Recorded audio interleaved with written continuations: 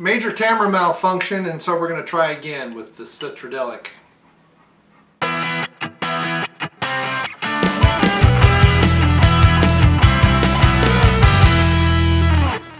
Hey, it's Brain Muffin back with the beer review, and up we have Citradelic Tangerine IPA from New Belgium Brewing. Now normally you just watch me open the beer, talk about the beer, pour the beer, smell the beer. I did all that. Something happened with the camera. 14 seconds in it just shut off. I don't know why. So this is going to be a bit of a crap beer review. Not because the beer is crap, but because I don't remember all what I said. These are done off the cuff as I experienced the beer, and now it's kind of, I'll give it my best shot. So on the nose, when I opened the bottle and hadn't poured it, and up here, you know, I'm fairly tall, it's a long way, within seconds I could smell the tangerine. So it's going to be noticeable fruits. It's got tropical fruit, and then the Citra hops. And the Citra hops are derived from Cascade, which is a very citrusy hop, but they've kind of narrowed it down even more. And it's that generic citrus flavor. So there's orange. There might be hints of lemon, the non-bitter side of it. You might get some this has tangerine. You might get other citrus flavors, maybe some grapefruit. Just depends on your palate, what you're expecting, the warmth of the beer, what else is around it. So at 50 IBUs, this is a relatively bitter beer. It's in that middle range. Once you get to about 100, your tongue can't really discern anymore. If it's 100, 150, you're not going to notice a difference. So it's a bit on the bitter side for some people, but it's not a really bitter beer. You've got a nice malt backbone. It's not very malty. What's interesting about this is it's like an IPA that they've kind of pushed to the fruity side with the fruit and the hops, but they've not adjusted the malt. This is only 5.8%, which is about a run-of-the-mill IPA. You could definitely do this as a session beer if you want to sit around and chat with friends. It's a little on the heavy side for as far as alcohol for too many of them, but hey. So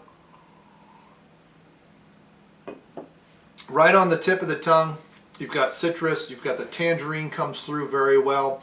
It's a well-balanced beer. The hops kind of show up right past the tongue or the tip. To me, I don't know why, it's the whole leaf hops. When I use them in my own beers, I get this idea of something dusty, dusty dry flowers. I don't know why, and that's kind of what I get with this. It kind of goes back. Tangerine slowly disappears. By the time it gets back in the back of the mouth, it's a lot more of the citrusy flavors from the hops, and then the bitterness kind of slowly shows up. It's not a pound you in the face hoppy bitterness. It's just kind of there. If you were having something sweet with this, it'd probably be a battle back and forth, but I've seen some interesting pairings. In the original taping, I had a shout out to local viewer Kyle about a beer tasting he and I did about around Mardi Gras with king cake and a sour beer. It's a bit off topic, and he and I can discuss that some other time. But that was an interesting pairing. That's what I'm saying. Sometimes sweet and bitter, when you put them together, they actually counteract, and you don't get these extremes, but you get something in the middle. In that case, if you had a small piece of king cake, ate it, maybe it's kind of got that sugar in your mouth and all caked in, and then you had a taste of the sour beer they had, it was a great combination. If you then again had another taste of sour beer, it wasn't so great. That beer got really, really sour.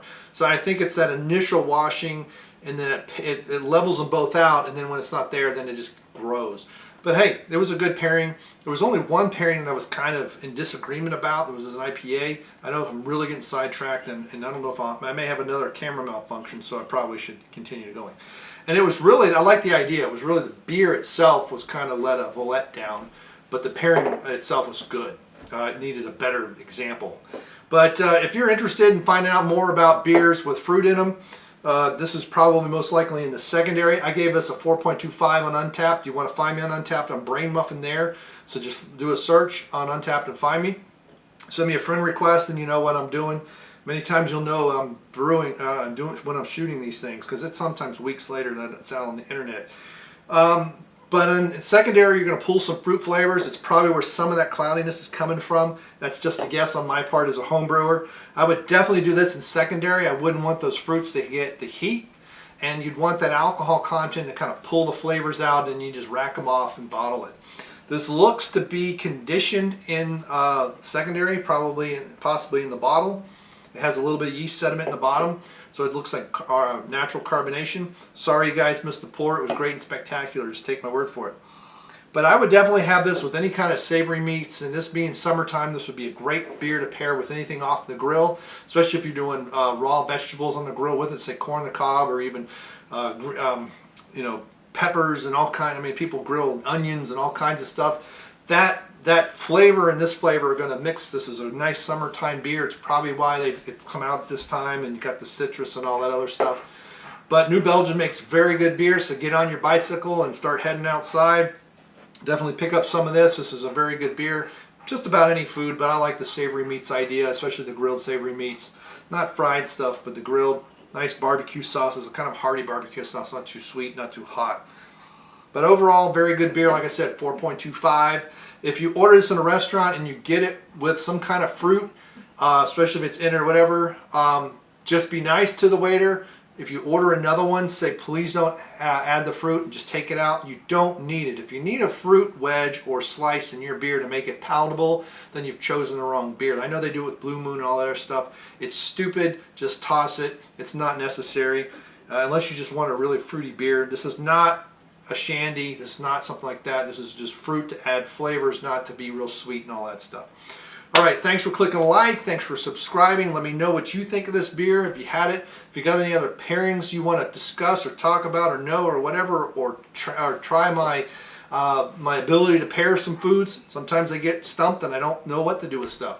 Let me know and we'll have that discussion. We'll see how good it is, and maybe someday we'll get together and do that. All right, thank you. See ya. Bye.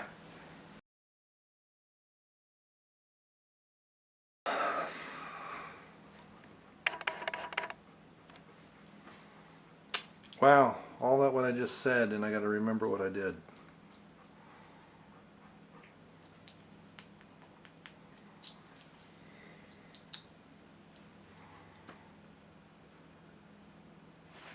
All right, let's redo it.